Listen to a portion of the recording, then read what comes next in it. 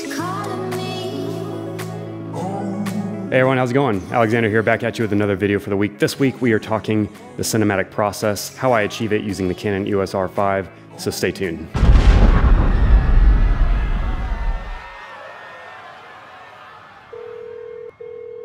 Line secure, go ahead. The situation would appear to be much more dangerous than anticipated. Are you in touch with our asset codenamed Pathfinder? Pathfinder? Sir, we disavowed her months ago. Her violent ways and tactics could not be tolerated. Well, find her. We need her and give her her gear back as well. The situation depends on it. Are you sure we can trust her? What choice do we have?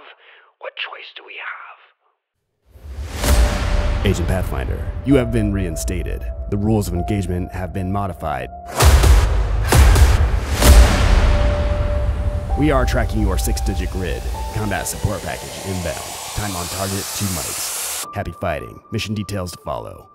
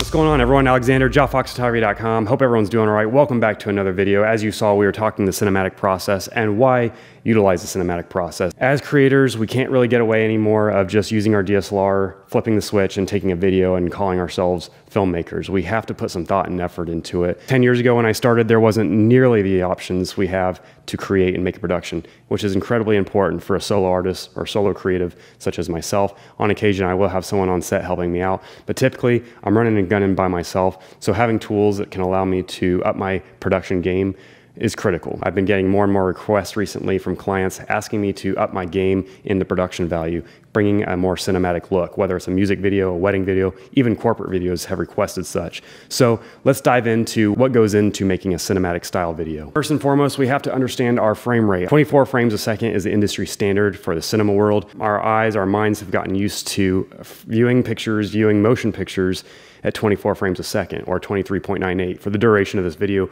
I'll just say 24 frames a second. If you're looking at news productions or documentaries, maybe 30 frames a second, sports, 60 frames a second and higher. But for cinema, it's been 24 frames. There's no way around it, 24 frames a second. So make sure you're filming in 24 frames a second. Make sure you're editing on your timeline and your editing software at 24 frames a second. And then of course, rendering a 24 frame production. You're gonna wanna pay attention to your shutter speed. This is just something to keep in mind. You don't have to follow it by the book, but your shutter speed should be twice your frame rate to achieve that cinematic look. Next is your shallow depth of field. Depth of field, if you're not aware, is when you can just focus in on the subject and blur out everything else, getting that really nice bokeh, that smooth background. This is typically achieved using a high aperture or a lens that's considered fast, such as 85mm 1.2. That 1.2 aperture is going to really focus in on a very narrow plane, which is your subject hopefully, and blur out everything else. Another tip is to use compression. Compression will also deliver a shallow depth of field. If you have a zoom lens, you can focus in on your subject, assuming there's some distance between your subject and the background, and achieve a similar effect. I rely heavily on my autofocus as a solo artist. I'm really impressed with the Canon R5, its auto eye detect and the dual pixel autofocus, which is important for me because I don't have a designated focus puller. So if you are at a shallow depth of field, keep in mind your focus range is going to be slimmer. All right, services that assist the creative. I use Epidemic Sound for my music. Adding music to your production, adding sound effects to your production makes all the difference.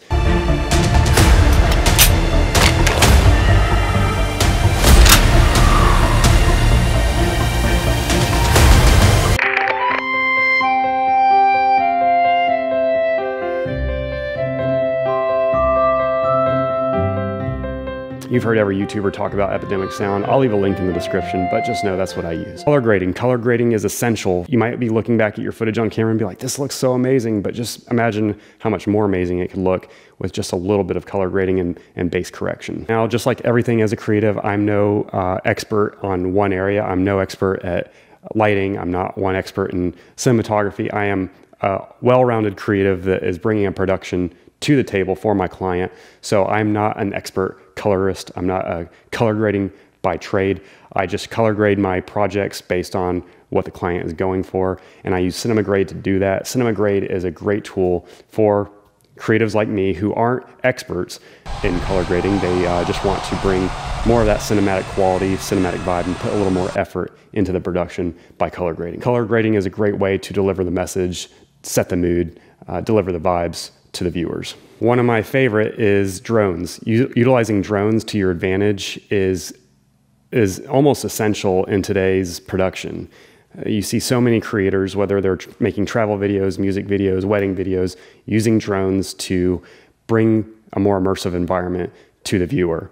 Whether you're utilizing it for an establishing shot, a transitioning shot, or just setting the tone, drones are great tools for your creator toolkit.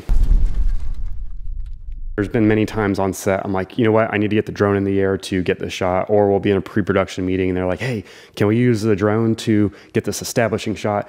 So think about 20, 30, 40 years ago, you needed a helicopter or something crazy to achieve that aerial shot. Now it takes me 60 seconds to get the drone in the air and I'm getting 4K high quality footage.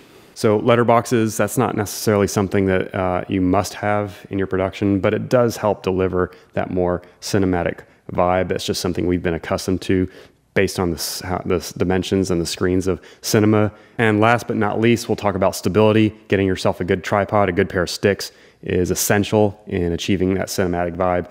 All right, here's one of my go-to tripods, one I have a lot of experience with, and this is a Manfrotto 190. Something to consider in filmmaking is your tilt and pan motion.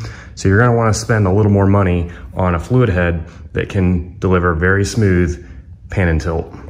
Now, if you're getting a fight scene or some action sequence, or you want to add to the drama, then of course a handheld shaky is fine. But typically you're going to want to be on a tripod or a gimbal of some sort and get that stable footage. Something I would absolutely recommend is a gimbal. This is a DJI Ronin S, capable of stabilizing on-the-go shots while you're walking or even running with your mirrorless and DSLR cameras, and just essential for your toolkit.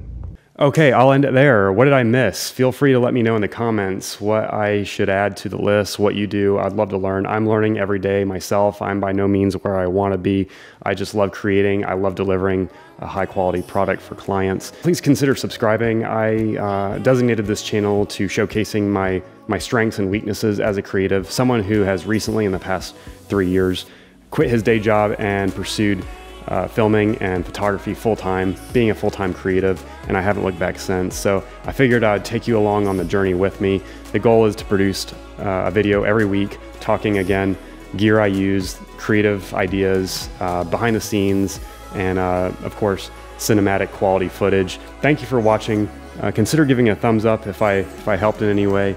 And again, let me know what you think. I'd love to hear from you. Check me out on Instagram at jawfox.photography and connect with me on there. I'll be happy to see your work and share any tips or tricks that I might have. Again, thank you, and I'll catch you in the next video. See ya.